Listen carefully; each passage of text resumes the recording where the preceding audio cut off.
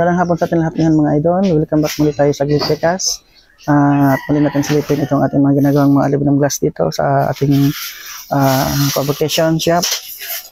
At ayan mga idol, ito yung ating mga ginagawang mga sliding window, mga sliding door. So ito yung mga ginagawa natin ngayon mga idol na grills na road tube. Doon ito sa Barangay Pasakaw. Marami ang gagawin natin dito mga idol. Kaya ayan, overtime tayo kasi pan-deliver natin ito sa Monday. Kaya binubuo natin ito. At saka yung mga naka-schedule pang ibang mga gagawin natin na mga square tube, yung mga girls din.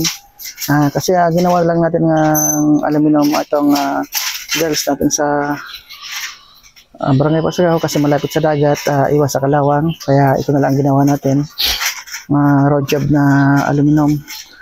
Bali nilagyan natin ito mga idol ng bakal sa loob na tinamim ang nilagay natin ito para mas matibay.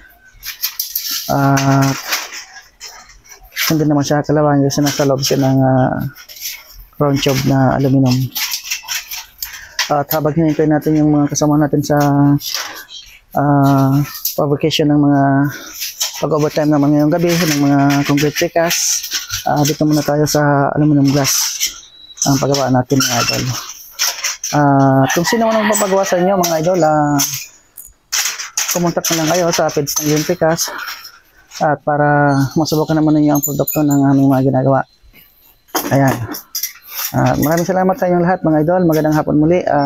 Thank you for watching. At syempre, huwag natin kalimutan, like and share at pakipalo na rin po ng Facebook page ng Green Precast. Maraming salamat. Bye-bye.